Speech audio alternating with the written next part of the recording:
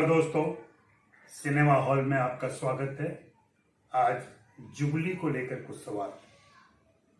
Jubilee web series आपने देख ली होगी या देखने के लिए तैयारी कर रहे होंगे, तो इसी सीरीज से संबंधित कुछ सवाल हैं मेरे मन में जो मैं आपके साथ शेयर करना चाहता हूँ। बात आगे करूँ इसके पहले मैं चाहूँगा कि आप सिनेमा हॉल को सब्सक्राइब कर लें और घंटी भी बजा दें। मेरे वीडियो अच्छे लगते हैं तो जरूर buy me a coffee link पर जाएं और मेरे लिए कॉफ़ी खरीदें। जुबली हाल फिलहाल में OTT प्लेटफॉर्म पर आई यह खूबसूरत वेब सीरीज है जो लगभग हर उम्र के दर्शकों को पसंद आ रही है। पसंद आने की कुछ खास वजहें हैं। एक तो इसमें एक नॉस्टैल्जिक ट्रिप है हिंदी फिल्म इंडस्ट्री की। पुरानी मुंबई है, ट्राम है, इमारतें हैं, गलियां हैं और उस समय की फिल्म इंडस्ट्री का माहौल है। रॉय टकीज है, श्रीकांत राय हैं, उनकी पत्नी सुमित्रा कुमारी हैं, साथ में उस समय में एक्टिव कलाकार मदन कुमार हैं, जय खन्ना हैं, वालिया फाइनेंसर हैं, नीलोफर कुरैशी एक कलाकार हैं और इस तरह के बहुत सारे चीजें एक साथ घटती चली जाती हैं। यह सीरीज निश्चित रूप से अपने माहौल की वजह से, अपने परिवेश की वजह से, अपने पीरियड की वजह से दर्शकों को पसंद आ रही है और यह कुशल हाथों में है। विक्रमादित्य मोटवानी ने इसका निर्देशन किया है।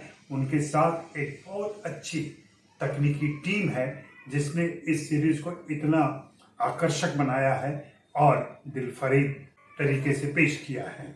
मैं इस सीरीज की तकनीकी टीम से जुड़े व्यक्तियों का नाम लूंगा क्योंकि उनकी वजह से यह सीरीज इतना आकर्षक लग रहा है। सबसे पहले आर्ट डायरेक्शन टीम में योगेश बंसोड़े, प्रीति गोले, वाही शेख और यास्मीन सिरही हैं। लेखकों की टीम में विक्रमादित्य मोटवानी खुद हैं। इनके अलावा अतुल सफरवाल हैं और सौमिक सेन है। ऐसा कहा जाता है कि यह सौमिक सेन का मूल आइडिया था स्टारडस्ट नाम से, जिसे बाद में सीरीज का रूप दिया गया। एक्टरों में जैसे आपने देख ही लिया होगा, प्रशांत भी हैं, प्रसन्नजीत हैं, राम कपूर हैं, अपार शक्ति खुराना हैं, अदिति राव हैदरी हैं, सिद्धांत गुप्ता हैं, नंदित सिंह संधू हैं और कॉस्ट्यूम श्रुति कपूर का है। तो इन सभी को अलग से धन्यवाद और बधाई। यहाँ सवाल जो मैंने पूछे हैं वे मुख्य रूप से लेखकों से हैं और निर्देशक से हैं।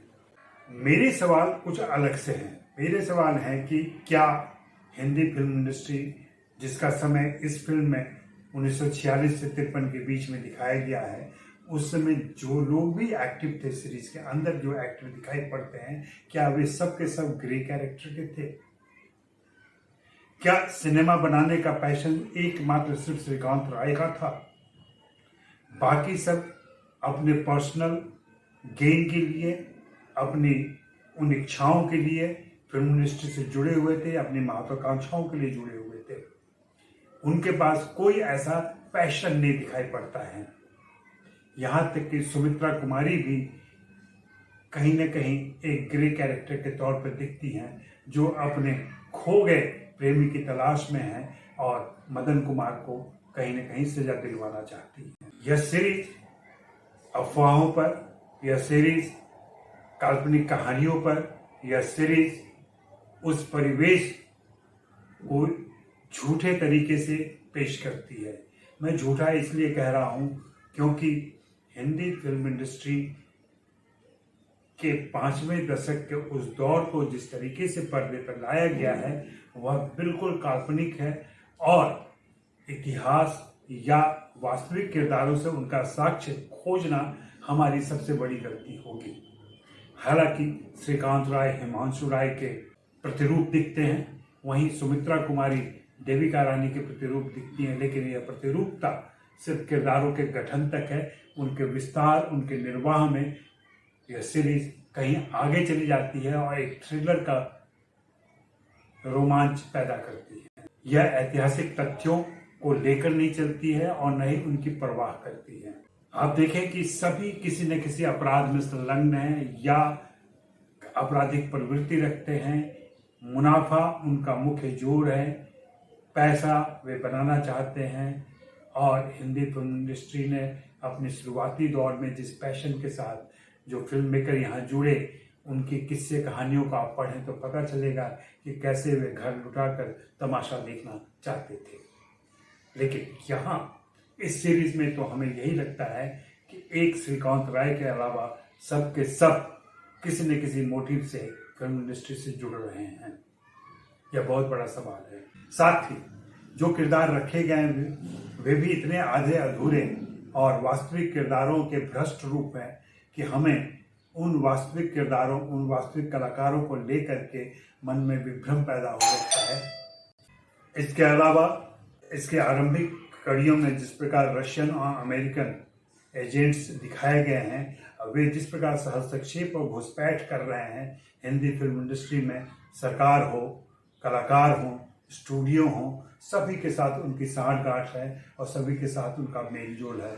और वे मैन्योवरिंग करते हैं, वे उन सभी को गुमराह करते हैं, वे उन सभी को अपनी मर्जी से चलाने की कोशिश करते हैं। क्या यह कोई ऐतिहासिक साक्ष्य है या इसका कोई लिंक मिल सकता है? इस बारे में पता करने पर कहीं से कोई जानकारी नहीं मिलती है कि रशियन और अमेरिकन किस अवस्था में एक्टिव थे यहाँ पे और उनकी क्या भूमिकाएं रही हैं। यह सीरीज कई सारे महत्वपूर्ण घटनाओं को साफ छोड़ देती है। इप्टा की एक बहुत बड़ी भूमिका रही है और वामपंथी समाजवादी कलाकारों की भी बड़ी भूमिका रही है, लेकिन उन पर यह सीरीज बिल्कुल मौन है, उनकी कोई चर्चा नहीं करती है। इस तरीके से इतिहास के एक बड़े हिस्से को न दिखा करके यह सीरीज एक झूठ गढ़ती है और उस झूठ में आपका यकीन बढ़ता है कि शायद फिल्म इंडस्ट्री ऐसी ही रही हो। सच्चाई इससे बिल्कुल अलग है और यह सचमुच चिंता और सोच का विषय है कि जब इस तरीके की सीरीज बनते हैं या कोई कोशिश करता है, उसमें वास्तविकता कितनी होनी चाहिए, उसको ऐतिहासिक तथ्यों पर चलना चाहिए या नहीं चलना चाहिए, या शुद्ध कल्पना और रोमांच के लिए कुछ भी क्रिएट किया जा सकता है।